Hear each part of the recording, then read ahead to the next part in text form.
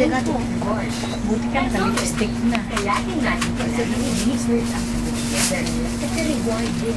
Ay, nilang nahanap ang sarili nilang mga sagot. Dahil, pinagkita pero wala. Napakalaga na may paniwalag natin sa kanila. Because knowledge is really its own reward.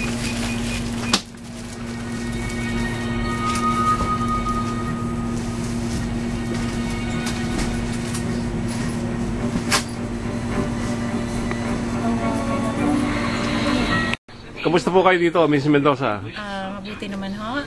Anong pangalan ng store niyo ho? Ang pangalan ho ng store namin is Manila Supermarket. Dito sa... Earls Court. Earls Court ng London? London. Aha. Earls Court London. So matagal na ho kayo dito? Matagal na ho. Nag-start kasi siguro 20 years ago. Yung... kapatid ko ho ang may-ari nito natin. So, okay. Siya pa din, kaya lang he passed away last month. So ako ang nag-take over, pero matagal na rin ako dito.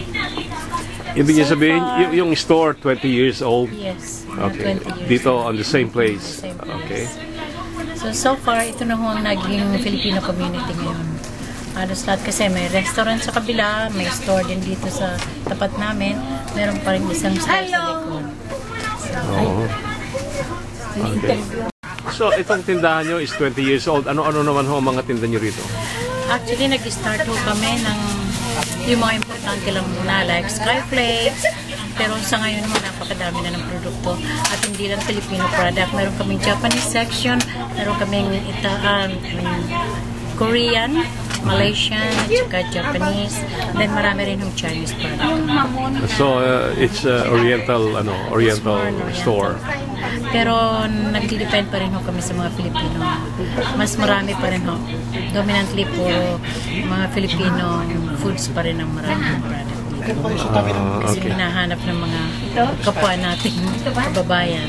So yung mga produkto nyo, nagagaling ba ng Pilipinas yan?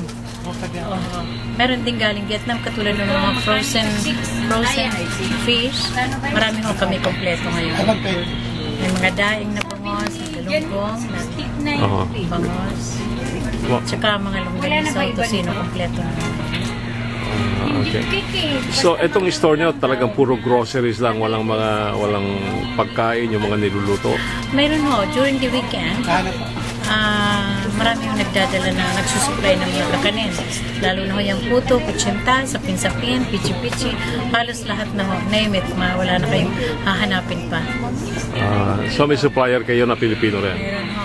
So ang kagandahan ho nito, nakakatulong tayo sa ating kapwa. Kasi maraming mga Filipinos na magagaling magluto, at least nagagamit ho nilang skills nila, nakakatulong din tayo sa mga tao, sa staff namin. So, active ba kayo dito sa Filipino community? Masyado siguro ho. Kasi hindi lang naman ho business ang aking iniintindi. Lagi rin ako nagsusupport sa lahat ng organization dito. Halos lahat ho. Pero lahat sila nabibigyan ho naman namin ng suporta.